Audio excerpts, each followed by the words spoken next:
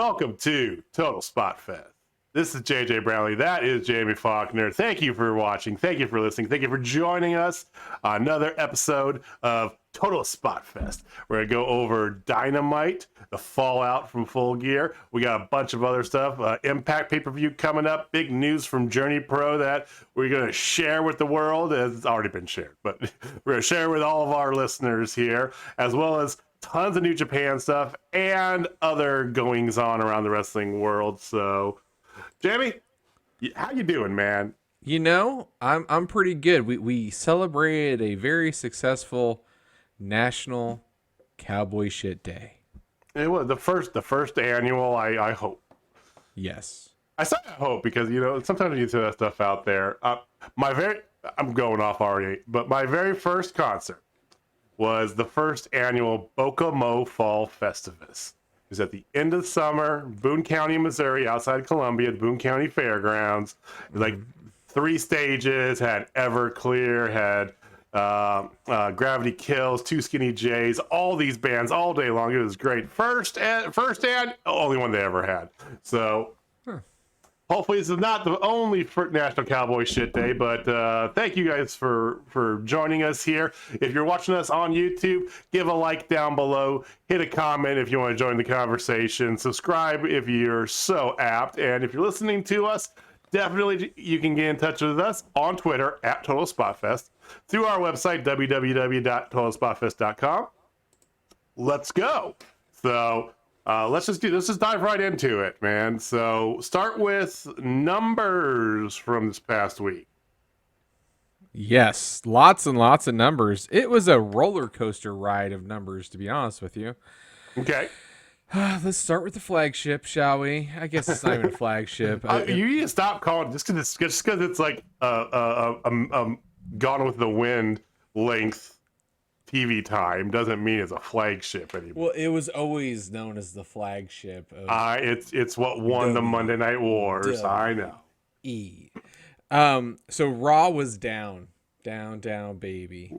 They went down to 1.549, down from 1.689. A cool 140,000 folks. Wow. Back around the 1.5s again. We'll see. I'm just saying. Then NXT was down as well. Quite a bit down from what I heard. 2.0 isn't so awesome right now, even though it is going to get a TV-14 rating. I don't know if you saw that. I did hear that, yes. It's going to be more edgy. It's going to have big boobs and thongs. That's what everybody wants to see, just like in the 90s. Sorry. So it went down to 603, down from 631. Ooh. And this is with a show that I didn't watch it, but I read some reviews of it. You had Tommaso Ciampa doing a discount version of the Scott Steiner math promo, and the Braun Breaker, even better. Yeah, but he's like 33% chance. I saw a clip on Twitter. It was halfway entertaining. Also, we talked about Cameron Grimes. About how they just... Well, he's still over as hell from what I see from the clips. He did, though, in not a wrestling match, but in a poker segment against one of these young fuckers, whatever. He did get, beat up by him afterwards and got his beard and his hair clipped. Like, how you gonna do my boy there? First, you take away his title. He becomes a champion. He's so over. And then you're like, NXT 2.0, that title doesn't exist. Goodbye. Yeah, he was a champion for what, a week? Like 8 weeks. Gone. Yeah. 8 weeks and then done. Right? It's like, So, way to go. But you're right. TV 14. It's just going to be... It's just more. I mean, even look at Cora Jade, who, remember, we saw as Elena Black. Yeah. Super goth, dark with a little coffin thing and all this. Now, she got new boobs, just all skin and body, and she's and her gimmick is Avril Lavigne. Basically, but a sexy Avril Lavigne. Everything's just like, oh, make it a sexy that. You know, it's like, oh, we're gonna make you this, but a sexy something. You know, it's like typical like white girl wasted Halloween costume aisle. So Fair. that's NXT 2.0. What else do we got? AEW was up. That's good. That is good. They're trending back in the right direction. They went up to 913,000, which is up from 878. Still not over the million again. No. But they're trending the better. right way. And I feel like this Dynamite, which we're getting ready to talk about, might get them over the hump because the buys for Full Gear were really high. So this will hopefully turn into more viewers as well. This next one's scary. Impact was down. Okay. They went from 118,000 to 79,000. Ooh. Yeah. Ooh. That's ouch. That's Liberty. That's not good. Yeah, that's a little scary there. So pray for That Impact, was with please. Minoru Suzuki on for the second week in a row. Yeah. And just because it's on Axis, man. If it was on Axis, I would watch it. I actually looked into it a little bit more. Anthem Media recently bought a digital publishing company or something, whatever, right? And there's ties that it's good, or is it some sort of production? I don't know what it was, but it's going to somehow boost their impact. But Anthem Media, the company that owns Impact Wrestling, they actually own Access TV. Oh. That's why Impact's on Access TV. Oh. So, yeah, it's terrible because it's not on shit for cable providers. Are they going to get a better deal, though? No. Yeah, probably not. Probably not. We'll SmackDown was up. So the new flagship, if you will. Yeah. Was at 2.104 million, up from 2.093. Not a whole lot, but up. It's up, considering everything else that WWE has with, Raw and NXT. Up is up, so hey. Yeah, and then the go home for Full Gear's Rampage was 515,000, down from 599. I didn't watch it. It's just a terrible time slot. I did watch it. I recorded it and I watched it later. It was okay. Bobby Fish, Jungle Boy was pretty good. Yeah. And then you actually had 4 matches on there, which is interesting. And of the 4 matches, the best part of the most important part of Rampage was the Superkliq promo where they're interrupted by Adam Page. Yeah. Nothing against those matches, but Jade Cargill, Santana Garrett, you know what happened there. Mm-hmm. Oh, Santana Garrett. Oh. Yeah. Dante Martin, Arya Davari. Yeah, you know what happened there pretty quickly. And then Hardy and Orange Cassidy in a lumberjack match that we've already seen non-lumberjack how many times? So this is WWE programming. Well, I mean, it's Matt Hardy. Maybe that's what he's comfortable with. I don't know. No, I'm kidding, Matt. So it was whatever.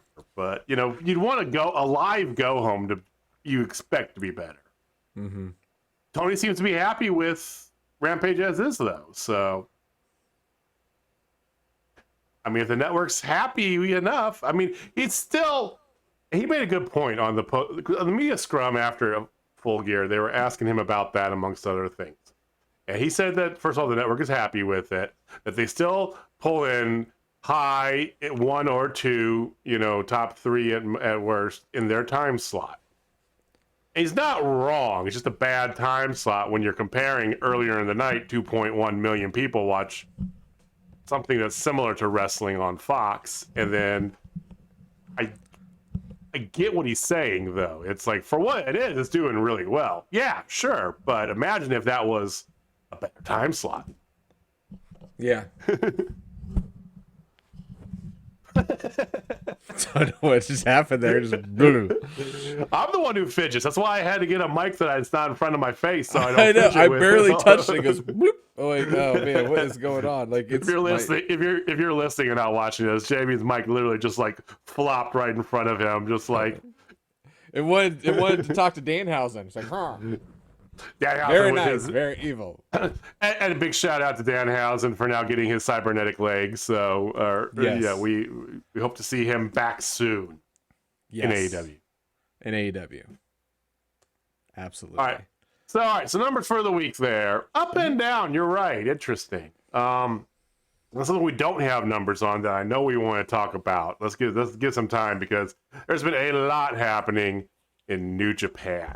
Holy shitballs. Like, wow. So I don't even know where to begin, to be honest with you. How about we just go with a new title holder? We'll just start there. Why bury the lead? Let's do it. Yeah. So for all those who aren't aware, at Battle in the Valley that happened on the exact same night that Full Gear happened, there was the never open weight championship match of Jay White going against Tomohiro Ishii, and Tomohiro Ishii beat him Flat out. Yeah, and if you don't know who Tomohiro Ishii, he is the Stone Pitbull. Like, that's his thing. He is super strong style. He's short, stocky. You can't hit him in the face because like nothing happens to him. Like that's his style. Like he's Minoru Suzuki, just harder, I guess. He reminds me, at least body wise and style wise, a little bit of like ECW Taz. Yes, ECW Taz. No neck, just all muscle. Yeah. ECW Taz is perfect with if ECW Taz did Japan Strong Style. Exactly. That's him. So he is your new never open weight champion, which was awesome. Honestly, I mean, he's a legend and he's a badass. So that's really, really cool. So, and he's also happens to be a member of Chaos. So why don't we just go right into that piece? So Chaos, as you know, has a new member in Orange Cassidy and the Best Friends, but mainly Orange Cassidy. And everybody else, but really just him. Yeah. But, and Tomohiro Ishii was going to be on this week's Dynamite, which he was. Mm-hmm. And there have been rumors circulating hard, like really, really hard, that another member of the Chaos faction from New Japan will be showing up on AEW television very, very soon. And if you have any kind of brain, or if you happen to even know what their faction is, you know it is none other than Okada. Kazuchika Okada. It's going to happen. I'm still saying 22. I think the New Year's show is a fantastic time for him to show up. First show on TBS. Big show, big night. They have the TBS finals. They have this. We got to make a splash. Mm-hmm. Coin drop. It's going to happen. That's my guess. And I will literally shit my pants. Which would be great to see. Yes, like that will absolutely happen. And then speaking of Okada, here's more news around Okada. So as we know, night 1 of Wrestle Kingdom 16, so January 4th, he's going against Shingo Takagi for the IWGP World Heavyweight Championship, right? Right. Well, it was just announced that on night 2, Will Ospreay will get the winner of that match for the title. Ooh, the title versus no longer but kind of title. Yeah, the title he never lost. Interesting. That makes me rethink things now too, because night 2 is the same night that Dynamite debuts on TBS. Yeah, I think if anything, it'll be I'm pulling back my prescript. I'm pulling back my prediction. Like, never mind. I think it's gonna happen next month. how cool would it be if it happened at the New Year's show in Jacksonville? Yeah. That would be. There's a send off. There's like, oh, this is why we need to watch when it changes channels. I think it's got to be tied in. Like, he's going to show sometime in the future, not too distant future. Yeah. Knowing Tony, he's going to make sure it happens for like the right moment. He's not going to do it in like a regular ass episode in wherever, right? You know, it's got to be something poignant so that it really sticks. Yep. And so this makes me think a lot about Wrestle Kingdom as well. So Will Ospreay is going to be there at night 2. And I personally feel like if you want to build anything, you'd want to build Will Ospreay versus Okada. You can't exactly do that in one day. So I really feel like they're going to have Shingo Takagi win against Okada. Okay. Because Shingo Takagi is the one who lost to Will Ospreay for him to win it, if you remember. Right. So history will repeat itself at Wrestle Kingdom, and he will become the champion again, Will Ospreay. Then that gives us time for the person who happens to have the ability to get the belt at any point, basically, carrying around an old IWGP World Heavyweight Championship belt. Going against the guy who was also carrying around an old IWGP belt, and then who's gonna have the new one again? Okay, all right. And I feel like they could build that up for the next show, which is the Road to the Tokyo Dome, I think, or something like that. I don't remember what it's called, but I would think that would be the build for them. That's a logical build, in my opinion. That makes more booking sense, I think.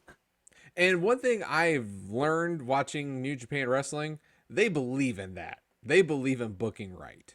They do. Now they change belts frequently, but they book in a proper fashion to tell stories through, whether they be for 3 months or 3 years. So I mean, seriously, like I feel like they change belts like women have cycles. You know, it's one of those things like every 3 or 4 weeks the belts change in hands. You know, like it's just I'm like, where you going here with that, Jamie? What the? You know, I mean, but it feels like you ran right up to that line, and it's like, oh, is he getting okay? All right. I'm talking timing.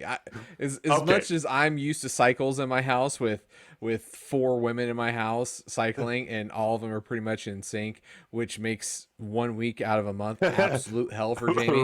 Really bad. And just so everybody knows, I've also invested into MaxiPad, you know, the Maxi company. I decided to put some money in there so maybe I can get benefits from using their products. Tampax, actually. But anyway, I'm kidding. So there's that news. So in other news, there's one person who debuted and another person who's going to be showing up, or sorry, 2 people debuted and another person that's going to be showing up in New Japan very, very, very soon. As we know, Buddy Matthews appeared at Fight in the Valley, right? Yep. Well, somebody else did in the Battle in the Valley.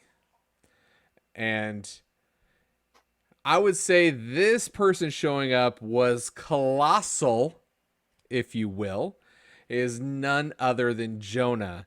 And he went straight head to head with Moose.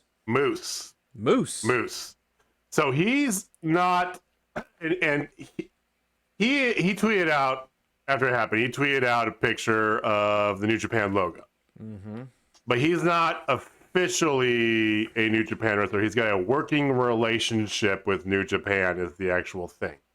And if the fact that he went after Moose, the current Impact World Champion, tells you anything, he's going to be in Impact as well. And they were trying to get him in. Yeah, there's some visa issues, which is apparently why they weren't able to get him in for Bound for Glory, unfortunately. But having him go after Moose is just a sure shot And I'm all for that because I want to see that. I want to see that in Japan and in Impact. I want to see that everywhere. So Yeah, he will be making his New Japan Strong debut at this week's upcoming Strong tapings in Riverside, California. right, right. So he'll be doing some Strong stuff. And then obviously, since he picked a fight with Moose, he's going to be dealing with Moose. And he's going to be, where's Moose live? Impact. All right. So there's that, and then there's somebody else who's going to be returning to New Japan here shortly for Nemesis. So Nemesis is a New Japan Strong show and or pay-per-view. Christopher Daniels, the fallen angel himself, will be I appearing know. at that show. And Man, I really thought Daniels was retiring and going back to the backstage world after the whole Young Bucks SCU dissolvement thing, right? But he shows up in Impact and wrestles a couple there. He's shown up in New Japan. Maybe this is a final tour for Daniels because because I don't know, man. When he made this announcement, full circle on what we talked about just a little bit ago,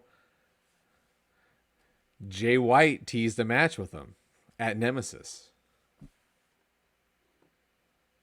It feels to me like that's a send-off. Like Buddy Matthews and Jonah are great. We both wanted them in New Japan when they got released, right? So these two, both each one, him, yes, New Japan, him, yes, New Japan. But Daniels, who I love, the Fallen Angel, is one of my favorite wrestlers from back in the old TNA days, right? This feels like his kind of like farewell tour, though. Like, hey, I'm 50, I'm getting ready to retire. So him and Jay White, I'm for it. I'm 100% for it.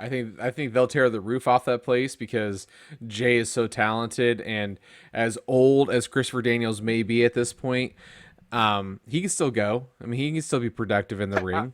Oh yeah, he's not like Ric Flair in 2012 old, So I mean, he can still do it.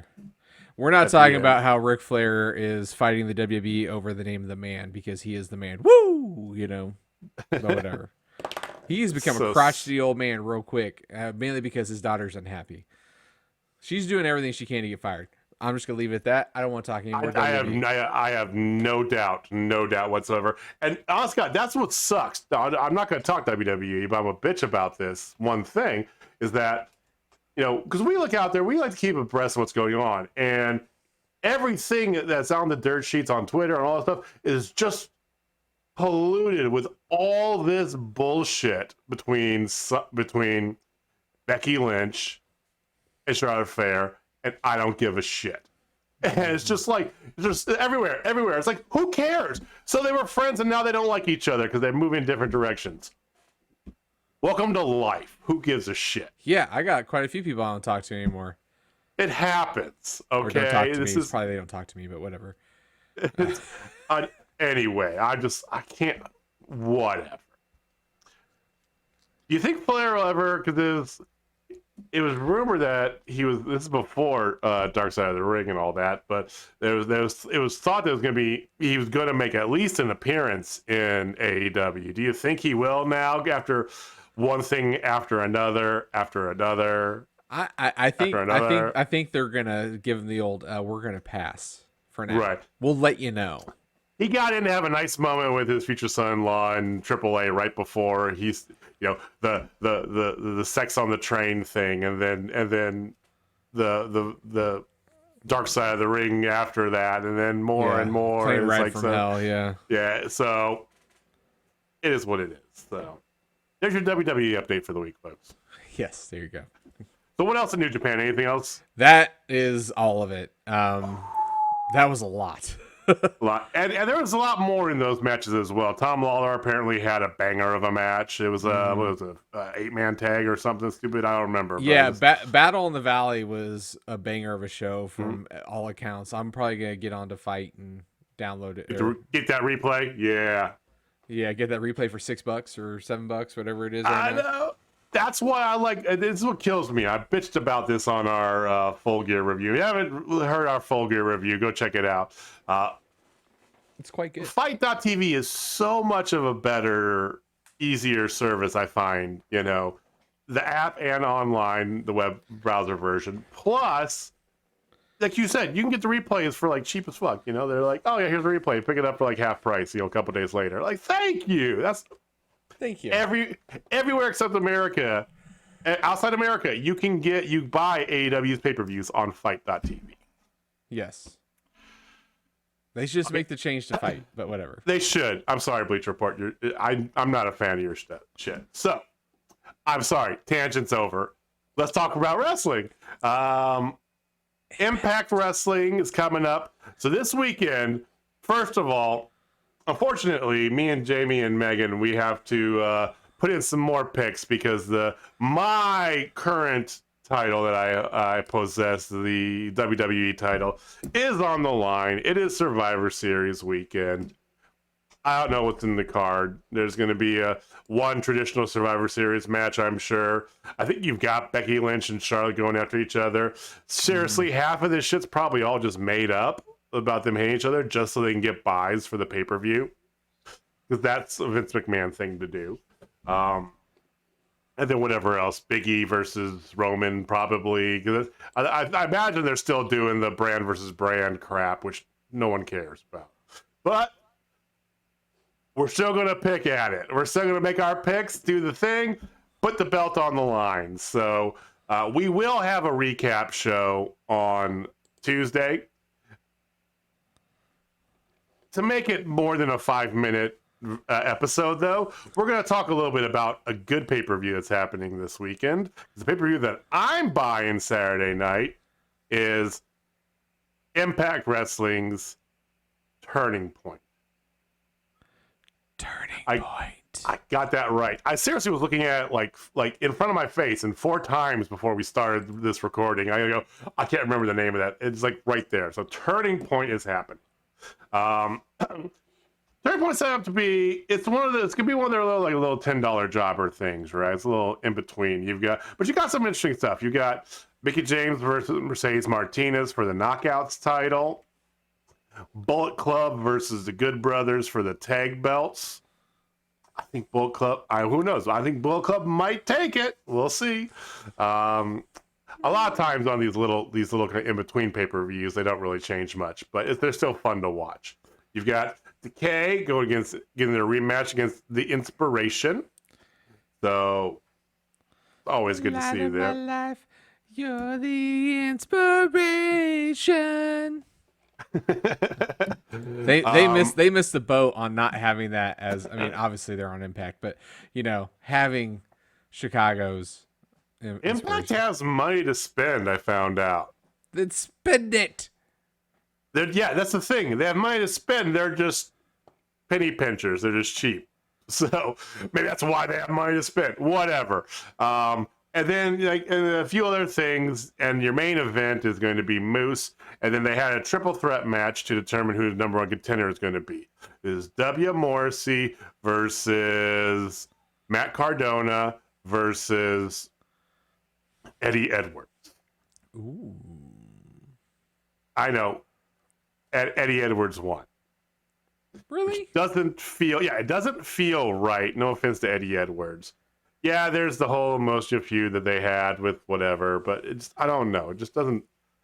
I thought Matt Cardona would have been actually interesting because that's a different angle. Everybody expect W. Morrissey, right? Yeah. They're pulling Alexander out. They're pulling him away basically for a second so he can come back into it. Makes sense. He's actually Alexander this week on Impact. I hope they could do a higher than 79,000 because he's wrestling one-on-one Minoru Suzuki. Oh, yes. Let's go. But Moose versus Eddie Edwards. So that's Turning Point. So we'll probably talk a little bit.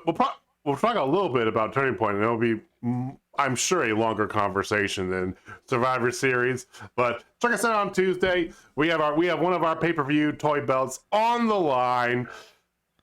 I mean, Megan's trying to reclaim everything, and I can't let her have it. I can't. I got to keep what I have in order to keep that. The Western Front has to stay solid. Well, may the odds forever not be in your favor because the FWO, otherwise known as the Axis Powers,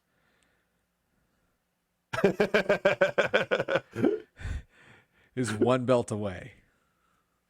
Well, The Megan is FWO. from having all the belts. Yes, you're correct. The belts. We will be dripping in gold, ladies and gentlemen.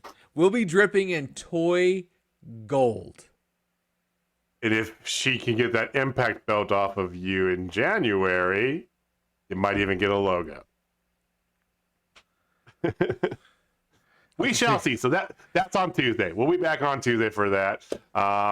We actually... Now I'm trying to think off the top of my head. I thought we had a December pay-per-view. NXT? NXT. War Games. Which is a Megan belt. She has that belt, so it's not over yet. I can still get that back. Even if you can take this belt, I can get NXT from it. Whatever, we'll see. I did see the Women's War Games team was announced. It's Toxic Attraction and Dakota Kai versus Raquel Gonzalez, Io Shirai, Cora Jade, and somebody else. I don't remember. Stark? She had ACL surgery. Oh, that's right. Indy Hartwell. No. Wasn't India or Persia. It was... I honestly don't remember. But anyway, it's somebody else. So, interestingly enough, Raquel Gonzalez, who got her big push at last year's War Games by being the one that actually decimated and pinned Io Shirai, is now on a team with her this year's War Games. So, and there's probably other stuff with it too. We'll talk about that card whenever we get around to it. But chances for toy belts, yay! Absolutely. I cannot wait for Monday or Tuesday, ladies and gentlemen, when you hear that the FWO is dripping in toy gold. It'll make my heart happy.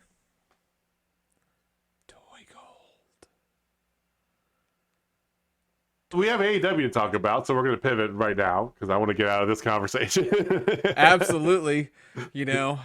Losers always do. No, I'm just kidding. All right, so excellent show. Before we even get into it, I would like to say this was an excellent show. Okay. And I know we've been running through it a little bit different lately, and we still will.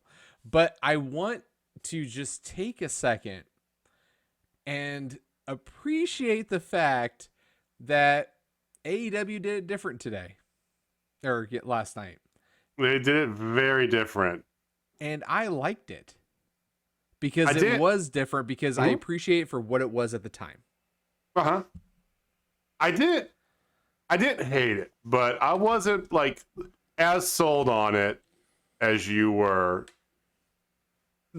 Some of the matches got me there, but it was let's go do the card first, and we'll get in deep. We'll get into depth. So words. I'm sorry. I went to the dentist today, and I'm still kind of numb on one side of my face. I'm like blah blah blah blah blah. So I'll run through the matches real quick, and then I really want to get into the promos and pieces like that. So, but the one thing I did want to start off with is, in typical AEW fashion, they start with a match. They did not. They started with a promo, not one, but yes, 2 promos. And I really want to talk about both of them because they laid a lot of seeds and they did a lot of good things. But we'll get to those in just a second. So put a pin. Boop. Bryan Danielson versus Evil Uno. Big shocker. Bryan Danielson got the win there. Butcher and Blade versus Orange Cassidy and Tomohiro Ishii with Rocky Romero on the side. And again, shocker. Orange Cassidy and Tomohiro Ishii got the dub. After this, we had the single women's match of the night, and it was a doozy of a match.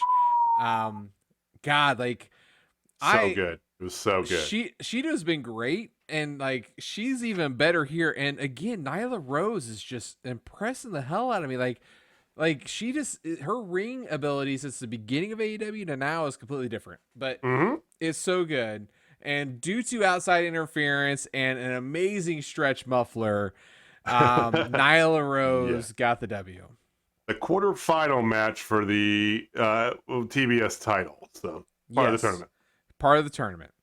After this, you had Lio Rush and Dante Martin versus the Acclaimed, and the Acclaimed is just amazing.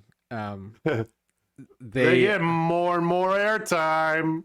They deserve it. They deserve it. But so do Lio Rush and Dante Martin, because holy shit, that team together is just magic personified.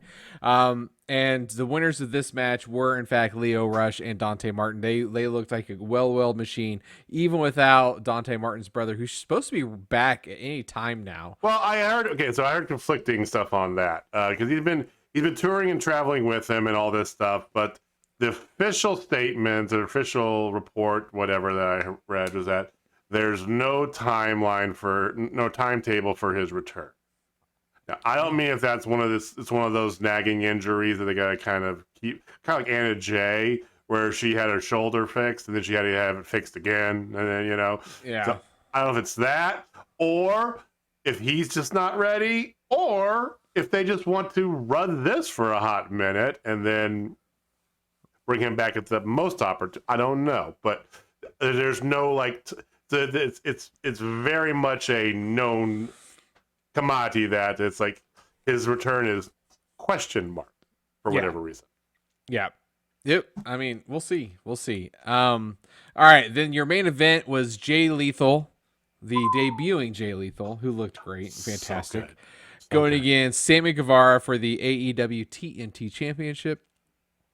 Unbelievable match. Unbelievable. This match was amazing, and your winner, and still TNT champion, Sammy Guevara. But my goodness, excellent card. I want to go back to the very beginning, though. I want to talk about the very, very beginning, and then obviously we'll get into more. But let's talk about the first part. Then I have one thing I want to say before we dig into other bits. Okay. Go. So the very first thing they opened up with was the Elite, and they're there. Kenny was there saying, the fans are asking when the rematch is, and he's super happy for Hanger and all this good stuff. But he's got to fix things, change things, and everything like that. The main reason is he's really banged up and not medically cleared, and he wrestled with a bum shoulder at Full Gear. He's wrestled with a bum shoulder for months, from my understanding. So it's time for surgery. Yes. Yeah. So he's gonna be out for a hot minute. But the most important thing that I got out of this was when he goes, "Hey, I need you guys to hold down the fort." He said, "I need you to hold down the fort." I need you to hold down the fort. And then Adam Cole assures him, "Hey, I got this." Cleaner. He calls him cleaner too. Yeah. Nice. And then right after that, Omega clarifies and goes, "Well, I was talking to the Bucks. I wasn't talking to you." He's like, "Oh, no. And the Bucks are like, no. Yeah, we all got this. We all got this. Put in the pot, put some soil on it. And here's a little bit of water." Yeah, I'm telling you, man, they're clear as day. They're setting it up for it. They just keep adding more fuel to that fire, which is going to be amazing when they split. It's going to be so good. And it's coming, and I think it comes when Omega's back. Pretty much instantly. Do you think that they'll have Steen or Kevin Owens, for those of you not aware, before Omega comes back? At the same time when they make it happen? It depends on his shoulder. Honestly, like if his shoulder is going to require surgery, which he's getting a whole bunch of tests done today, to see if he does require surgery. Because if he requires surgery, he's out for 9 months. Right, and Steen's got Kevin Owens. He's not going to have no compete because his contract's expiring. Now, it's possible there could be, because they often do this, WWE, there was like a forced extension on it, so it gets extended by a month or two here or there. But most of the time, a lot of these types of contracts from the situation he's in, it's kind of like Adam Cole. It's up, he's done. Go wherever the fuck you want, right? Next night, you can't. So in January, I fully expect to see him debut, period, point blank. I expect him to debut Revolution. I was gonna say, yeah, they'll probably hold it to Revolution, so which would be amazing. And here's the thing too, is if in fact Kenny does need shoulder surgery, That's 9 months. You know what happens roughly in 9 months? All out. All out. Which we're gonna go to. Oh yeah, we're going. Especially it's Chicago. We're going. Like if it's somewhere else, it's gonna be Chicago every year. Tony Khan's already said he's pretty much he wants to keep all it's been in Chicago every year they've been around. It's gonna keep happening that way. And he said that he kind of wants to make Double or Nothing the Vegas show every year, and then the other two move around. Which makes sense. It does make sense because Chicago's where it started. With the all anyway, I'm gonna go. We're gonna go. So join us next Labor Day weekend. Yes. So that was just music to my ears because it starts the dissension. If everyone remembers, if you haven't watched that Being the Elite killed off Adam Cole, obviously because he was going to NXT, but they killed him off because of the hatred and the taking away of Omega's stardom. It was the jealousy, not hatred, I would say. Jealousy. Omega was paranoid and jealous and afraid of Adam Cole taking over his spot as the leader. So, and to be honest, you can do it either way. If Hangman's out for an extended period of time, you can have Steen come in, and then when he comes back, they could be like, "Ooh, this is awkward, buddy." Or if it's around the same time, I mean, there's different ways you can play it, but I'm just glad it's actually. I mean, it's blatantly obvious it's happening, but it's still cool. 100%. Like it. Yeah, I'm excited for it. I honestly, I hope he doesn't need shoulder surgery. I hope it could be something that can happen at Revolution right around the time Kevin Steen shows up. Yeah, to your point. That would be nice. We'll see what happens. Yep. All right. So, do you want to get into the Dark Order? Before you do, okay. Here's what I wanted to say. Like I said, I wasn't as sold on this night as you were necessarily. It was a little bit different. That's not the reason why necessarily. But you had 5 matches as opposed to your normal 6. Once again, only one women's match. I do want to say that there was a great sign I saw during the first during the Danielson match that book greater than one women's match on TV. Yes, I saw that too. Apparently, there's a rumor going around there that network executives were pressuring AEW to only have one women's match on Dynamite, which is why they have only been having one women's match on Dynamite. Now, Fightful Select report that was never the decree handed down. It basically was rumor. It killed the rumor, but for all that Tony Khan and everybody talks about how big they are into furthering the women's division, the proof isn't really there. I mean, they've signed people, they've got the roster, but giving them the airtime hasn't really happened. So that aside, 5 matches, but I'm just going to go through and just we're going to talk about these individually. You had Elite promo, Dark Order promo with Hangman Page, Danielson promo, MJF promo, Eddie Kingston promo with 2.0 and Daniel Garcia. Go to catering. Tony Schiavone interview promo with Andrade and FTR. Britt Baker interview promo, Jimmy Hayter and Rebel. Malachi Black promo, another MJF promo in the ring, this time with Shawn Spears and Wardlow. Kind of a CM Punk promo. You had a Jurassic Expression Christian promo, a Darby Allin interview promo, another Superkliq promo, and a Lucha Brothers promo. It was very promo heavy. I'm not saying that's bad. I understand the point. It's after a pay-per-view. You're setting, and you only have 4 pay-per-views a year, so you're setting up all these new things all over the place.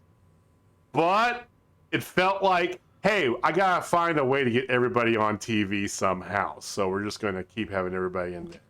Oh, there's a Team Taz promo in there too. I forgot about them. So that's my only thing I'm gonna say about this, is that I felt like they just feel like, okay, another one, because a lot of them we're not gonna get deep into, because it was really just like yeah, and moving on. Yeah, I no, I agree. I agree. Like the ones that I would want to really spend time on personally are the Dark Order piece and of course the MJF pieces, MJF. because the MJF things were amazing. Like so good. And the future with him was revealed rather quickly and beautifully, and it got me so excited, nipples hard excited, Well, because let's go there since we're started on it. Let's talk about MJF. so MJF's first promo was right after his match with Darby Allin, and he's covered in his paint and all that stuff, and he I love how he's like, this isn't paint, this is shame, Darby Allin's shame, just all over him. Yeah. He made the fans look like idiots. You know, he's got the effort bell to bell and all this stuff. Like he was going off, and he went off. He's like, "Oh, you little marks were cheating your heads off," and I love it. I love it when you hate me. Like he went off. It was a very good. It reminded me of those old WCW promos, the post stage with Tony Schiavone and the long like microphone, from Price is Right and everything, and then just the bloody, sweaty afterwards, just emotional and fierce. And this is the MJF promo that I love. I just love, because he can go on the spot, and he did. He went great. And then he ended with this, and this was the piece that was like, I cannot wait for what they do with him moving forward. And he was like, I'm Maxwell Jacob Friedman, and I'm better than you, and you have no choice but to admit it. And he is not wrong. I know he'll talk. He made mention of the, all you people said that this is all I'm good at, talking on the mic. But look what happened. And he's not wrong. He can go. But my God, his mic skills still. I mean, his mic skill. So, fast forward. Good. Speaking of mic skills, fast forward to when he's actually in the ring, though, because then it gets even more nutty. He gets in there with Spears and Wardlow. Spears starts talking a little bit, and Sean says he'd appreciate absolute silence at this time, and blah, blah, blah. MJF, he's like, Norfolk, Virginia. Like, he just said it just straight like how I do it. And he's like, they're looking at a guy who just checks all the boxes, and,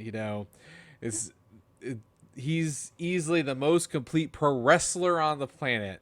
He's the past, present, and future of professional wrestling. He's a man who in 2024 is going to start a unprecedented bidding war. I loved how he just straight called Rob's that. his I mean, come on. How good is this guy? Yes, and he says he could take a big cowboy shit in this ring right now on the Hometown Boys title reign.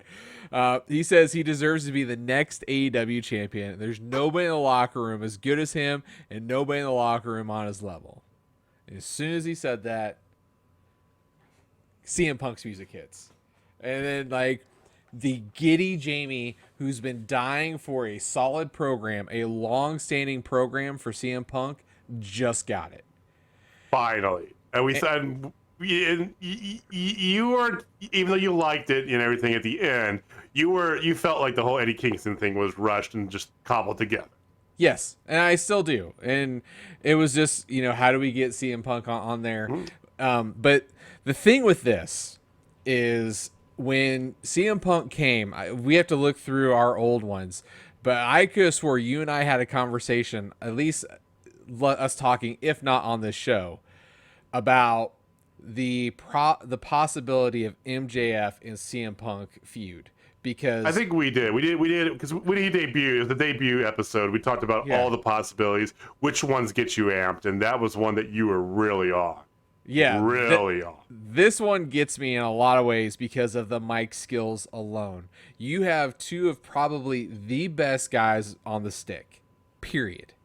Like, I will take the Pepsi challenge with anybody else you try to say who could possibly be better on the stick than those two. Eddie Kingston is pretty high on the list, obviously. I'm gonna say Eddie Kingston would fight for that for sure, but yes, but in a different way. These two, like their mic skills are unprecedented. Like they are generational mic skill people, and the promos that we are going to have during this feud. Oh my God, just get me amped. Like the shit that's going to be said, the pots that are going to be stirred. Oh my God. This is what's going to cause Wardlow to turn this feud. Calling it now. It makes sense. And we've all, not just us, not just Jamie and myself, or you total Spotfestians out there, but all of us in the wrestling world mostly have been clamoring, give Punk a direction, give him a story, give him a feud, give him something to do that's more than 8 short weeks. I still think this Eddie Kingston thing is a long-term version of that. They're gonna keep rotating back to this over the next year or two, which is gonna be fantastic. But absolutely, this is actually it. They start off show after the pay-per-view, start a CM Punk actual like story. Yes. Yes. Give me all of this. It's plus so good. Punk came out, and it was so he's not heel Punk like you really want, but he's serious Punk. No stop to smile and crowd surf, no clobbering time, none of that. Just straight out, slowly out to the ring, gets in the ring. And then the crowd is just like the crowd is like 17,000 Jamies. They're just like, oh yes, please, just rock hard, right? Mm-hmm. And so they go back and forth a little bit, and so finally, settles down, and Max goes,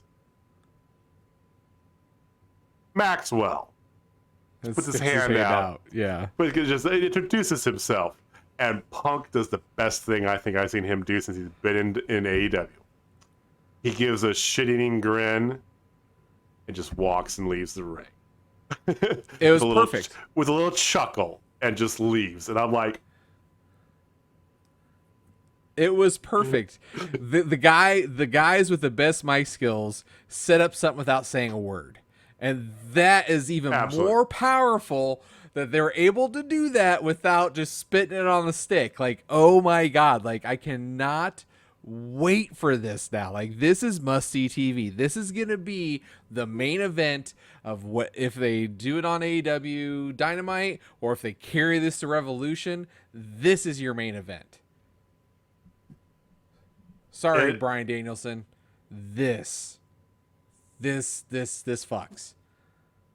This does fuck, and you opened this door. So let's talk about the new Bryan Danielson, because first of all, National Cowboy Sh Day was fine. It was cool. It's what we expected, right? Comes out, Dark Order's there, big pop, everyone loves it. It's good times, it's all this stuff. Yeah. And then in the middle of it, then comes out, which by the way, earlier in the day, I know it's not real, but I wish it was. AEW posted a picture of Hangman Page leaning against a Tesla with giant cowboy horns, and I hope I want that to be real so bad. You don't know how bad I want that to be real.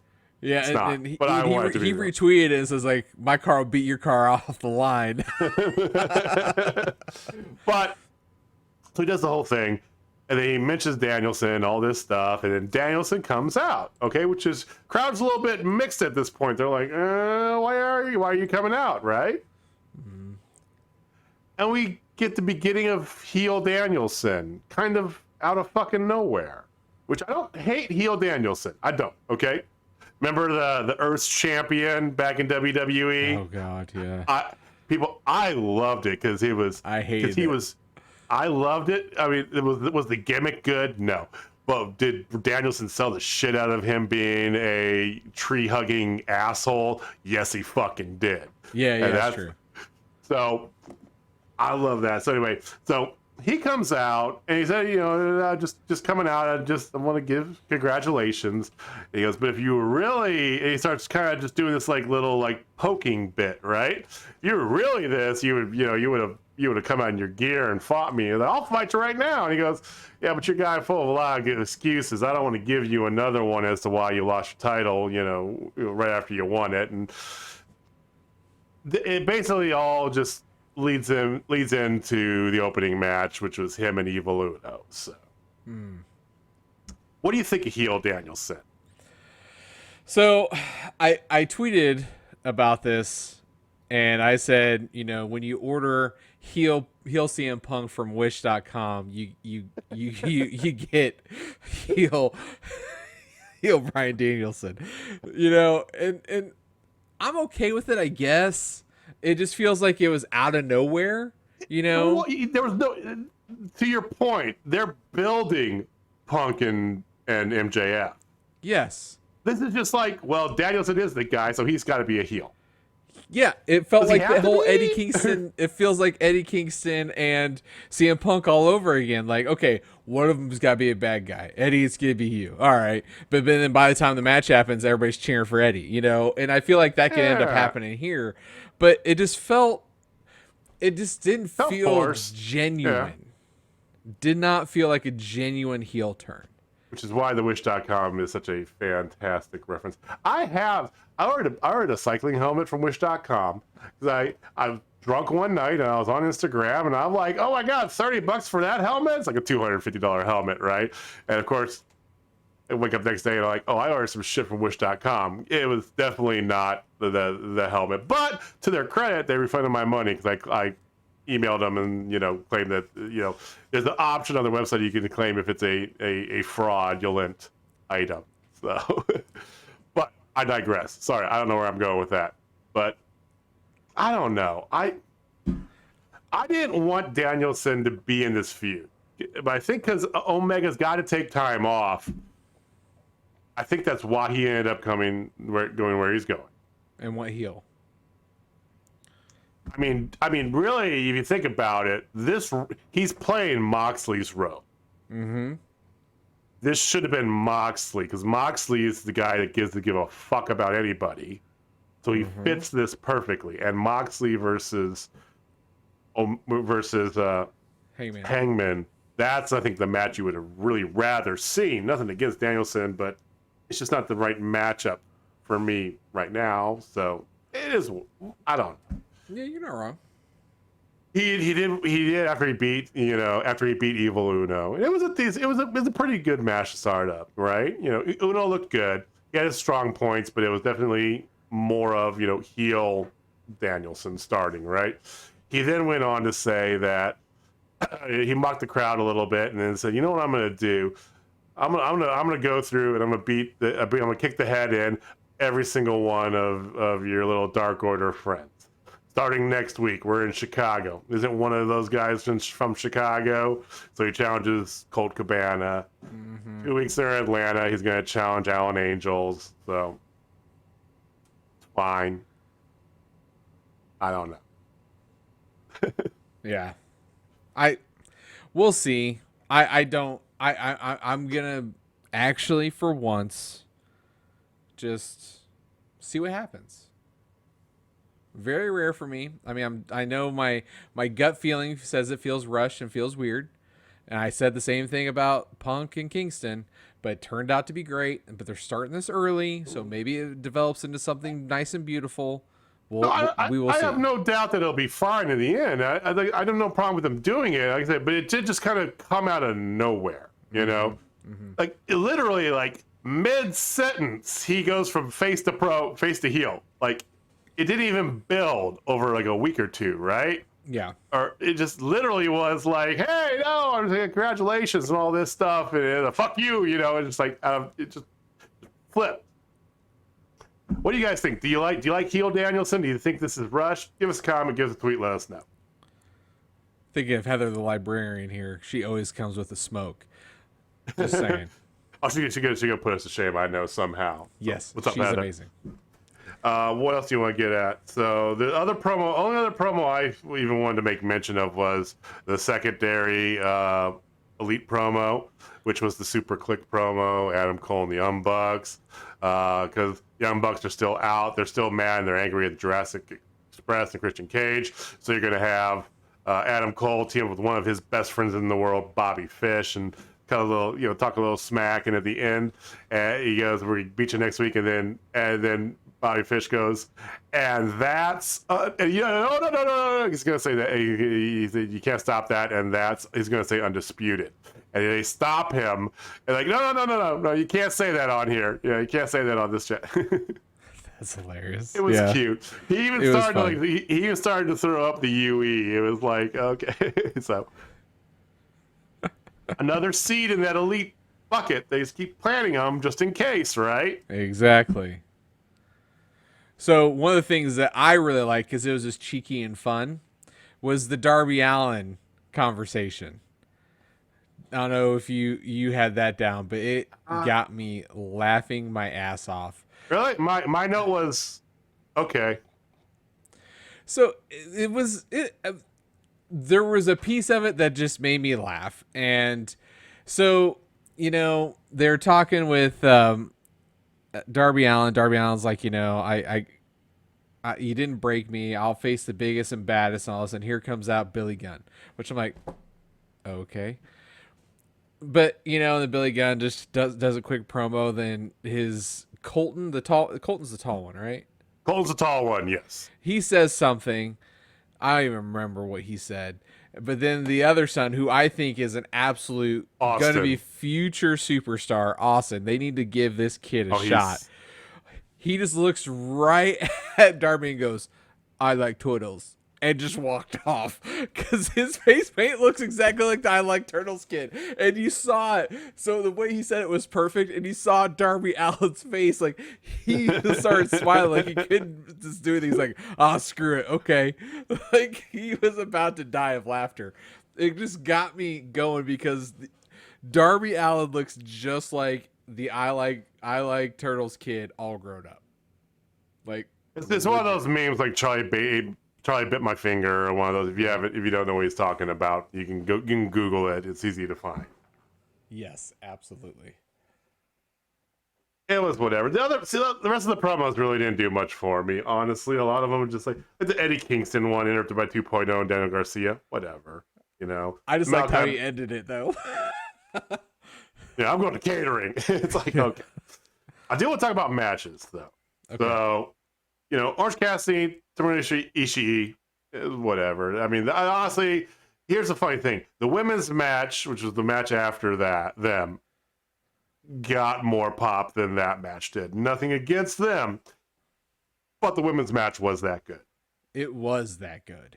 And the crowd was into it. And I know that we are both, and myself especially, giant proponents of having the two women's matches, right? Mm-hmm. I mean, hell, you only had 5 matches. You could have had Ruby Soho in a match. Hey, Ruby, but maybe Ethan had kidnapped her and locked her in a Buc-ee's. I don't know.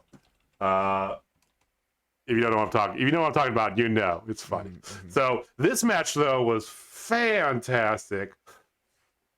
Shida's rolled in stride with everything since she lost the title, and I like the idea of keeping her and Serena going on. I talked about this last time. In order to get to where you have multiple matches, in order to really strengthen up the women's division, you got to have what? You got to have multiple feuds, right? You can't just have everybody gunning for one fucking thing.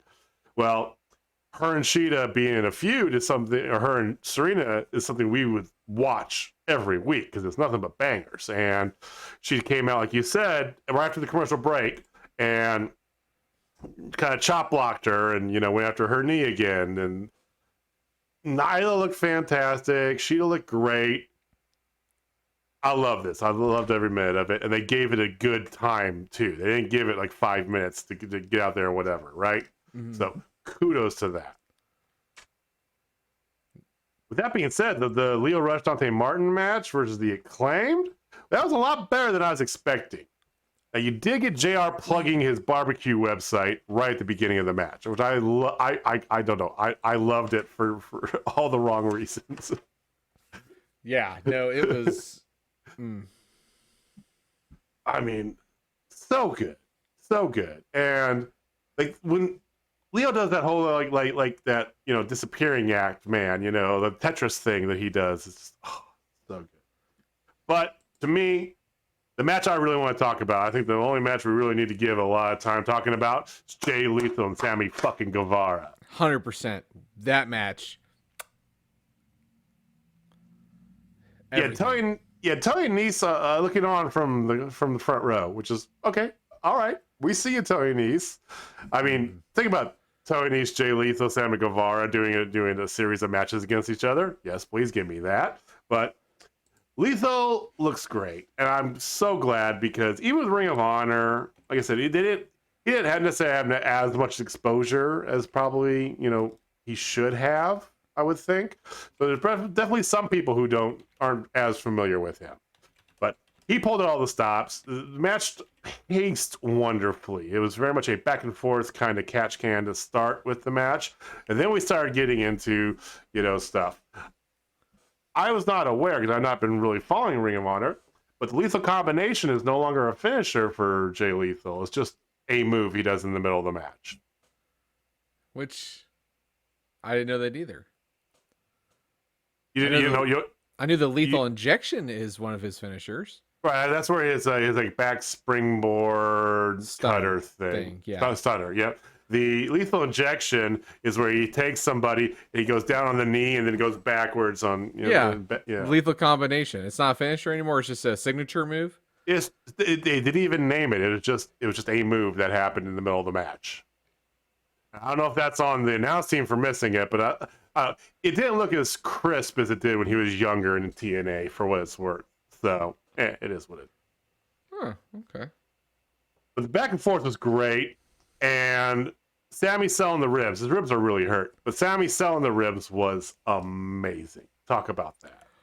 Oh my God, yeah. Like during picture-in-picture, they stopped the match, if you will, to check his ribs. And like he's like, no, I got it. He sold the shit out. Like every time, any kind of move he was trying to do that meant he had to put pressure on his ribs, he was struggling and sold the hell out of it. Like he tried to get Jay Lethal on his back to do the his version of Go to Sleep was to Go to Hell, right? And he couldn't do it. Like he did it 3 consecutive times, couldn't do it, and then finally on the 4th time, boom, he was able to hit it, and then got the dub with it. But it was just, my God, Sammy is so damn talented. Without doubt. And this is one of his best matches. And he's been in a ton of matches that we've loved. But I don't know. To me, this match redeemed my kind of gripes about, the promo laden show before, because it was unbelievable. You had the Inner Circle came out afterwards and kind of hang out and good respect handshake with Jay Lethal, which is kind of cool. So yeah, it was cool. I hope that go ahead. Oh, I was gonna say, and breaking news, the Longhorns on the Tesla is real and not photoshopped. That makes me so happy. Nyla Rose just tweeted an actual legit real picture of it, and she's like, bruh, I thought this was shopped. Just with a whole bunch of laughing faces and dead emojis. And it's like, Nyla Rose's Twitter game is on point, by the way. She is arguably one of the best on Twitter. Her Twitter game is so good. So Friday, let's see. Friday on Rampage, we got I don't even know what we have on Friday. What is it? Oh, you got Adam Cole and Bobby Fish versus Jurassic Express. There's Daniel Garcia versus Eddie Kingston. Is that happening? Yes. And then some other stuff. Next week, though, you have 8-man tag, Death Triangle and Cody Rhodes versus. Please be done with all this. Let's move some pieces here. Versus Malachi Black, Andrade, and FTR. The next round, or the next match in the women's tournament is on Friday, is going to be Red Velvet versus Jade Cargill. Thank you, Jade Cargill. And next week is going to be the Thunder Rosa Jamie Hayter match. I don't know when Ruby Soho's match is going to be. Hey, Ruby. A week from Friday, but they're chucking along, so. So I dismissed one of your thoughts earlier, and I would like to publicly apologize because I think you're 100% right. And that is, you think that Thunder Rosa is going to get eliminated relatively soon, and she is not going to get the TBS title because they're setting it for her going against Britt. And I'm like, no, it makes so much sense. Well, after the promo, making sure Jamie Hayter wins and they don't say Thunder Rosa's name is totally setting up for what you said without directly saying it. So I am now officially on your side in the camp that Jamie Hayter is going to win somehow against Thunder Rosa on Dynamite. Yeah. Now I actually called for her to beat Hayter but lose to Jade Cargill. But either way, you gotta have. And she even started her promo. Britt did with like, who is there left? I've gone through everybody. There's not, at to a point she's right. Who is there available? Over half your women's division, more than half your women's division is all in this tournament to get the other title belt. So who is left? It's gotta be somebody who loses out in this tournament becomes your next kind of feud. So it's gotta be. I still say that's going to be your closing main event at Revolution. We shall see. I would not disagree. Because I think that, they were the first female main event on Dynamite.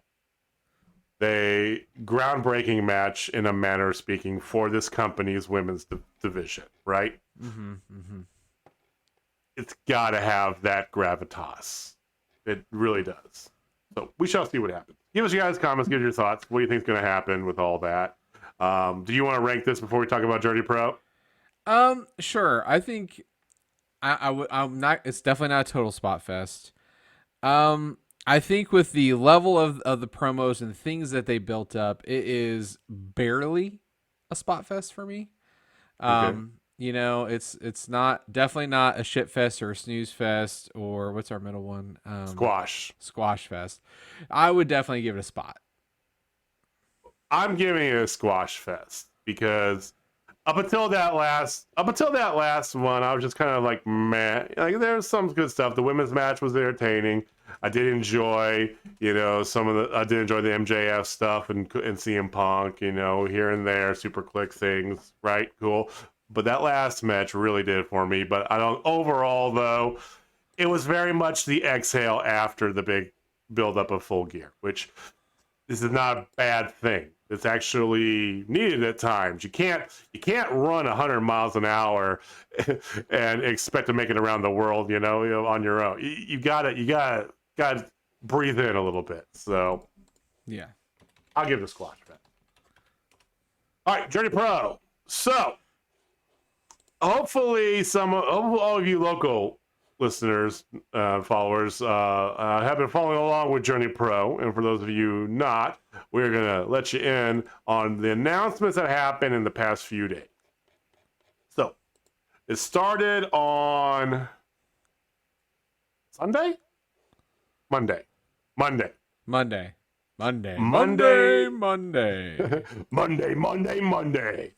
They had a Facebook Live video that is Walter and DJ, along with Hartzell. I don't remember your last name. I'm sorry. Hartzell was the guy he was doing commentary on like the streams, the first few streams that they did. He also is very heavily involved in a lot of things around Kansas City. He's been in radio. He's been doing radio. He does. He's part of the game day experience at the Monarchs baseball games and all bunch of stuff, right? Okay, and so he's connected. He's been doing commentary, and then, oh crap, fourth name, Chris. Yes, Chris Mallory. Mallory, there we go. I'm terrible with names here. I know Hartzell and Chris, but I couldn't remember the other two. Chris Mallory, who has been in music production for like past 15 years, worked for Record Bar. All this stuff, right? Lemonade Park with the outdoor event that we went to, the first outdoor event we went to for them, that was owned by Record Bar, so connected that way. So the four of them were on there, and DJ made the announcement that because after Walter's health thing, he said they're going to get more people. They're gonna have to get some other hands in here to help, put on shows and do stuff. So not only are these two gentlemen going to be involved in that, they're actually now part of the ownership. So it was a 4-man ownership group for Journey Pro, which is great because you got 4 guys now from 4 different points of view and different angles. Walter's got the industry experience. DJ's got the connections and all that. You have the live event experience, the radio and social thing going on with Heart Soul. So I think it's a fantastic dynamic personally. And they made the formal announcement that Black Friday is Thanksgiving officially on. If you had tickets previously, the poster's even better. Mm-hmm. Yes, it absolutely is. To which Anaya responded back like, "I hate turkeys." To which Hoodie also says, "I'm thankful for being able to punch people in the face this year." I love those guys. Heel shit. Hashtag heel shit. Hashtag heel shit. We're gonna be there Black Friday. Doors at 6:30. First bell at 7. Blip Coffee Roasters. If you had a ticket before for the October show, good for this. We believe you just need to show up and present it. Yeah, that's the way that they did it. Honestly, we're going to verify because we're working on an interview before it, so we might be able to give that to you maybe when we do our Survivor Series, because if we can get it that fast, we'll see. We'll get through Survivor Series fast. Don't worry about it. You mean if we can book it that fast? Yes. Okay, I hear you. So they announced a bunch of matches, and both Jamie and myself did not write any of this down. Jamie's frantically searching the internet trying to find them right now. I have it. Yeah, I'm like, I don't know where it is. So I'm drawing the shit out. I'm like, hope we can find it. So we know that there's some matches that were going to be happening at the Halloween show that have been moved over to this show. There's a couple other ones that are new matches. One of the new ones is Heidi Howitzer making a return to Journey Pro versus newly signed Impact talent Masha Slamovich. Let's fucking go. Yeah, that makes me really excited. And another one that was announced that we officially do know, because I made sure to see this. It was the Howlets, our good friends the Howlets, going against Thumbs and Buns. Yeah. Now you've got Jeremy Wyatt going to be maybe defending his title, but going up against JJ Garrett. Yes. And then we have possibly new Gateway Heritage Champion and Gary fucking J going against Christian Rose. Which, continuing that storyline on, they pushed over from October as well Kenny Alfonso and what does Letterman go by now? Is it LFG, LPG? KLD. I'm way off. KLD. Yeah, Kevin Lee, whatever. So, yep. So, you see Kenny Alfonso, our good buddy again. That's great. So, and there's a few other matches as well. The official announcement things are coming out in the next today, tomorrow, for the rest of this week primarily, so keep an eye on Twitter. It's @JourneyProKC. Tickets, I believe they have a limited number. They do. Because once again, and if they ask if you bought tickets for October and you're not going to use it it is Black Friday. They understand some people are going to be out of town, right? So if you're not going to be able to use that ticket, let them know so they can put more stock online to sell. But I believe tickets are available now. They only have 45 left, so it's going pretty quick. So not a lot. That's at that time of recording. That was at 11 o'clock Central Standard Time on Wednesday. What's interesting is that because of the new owner, the two new men in the ownership group.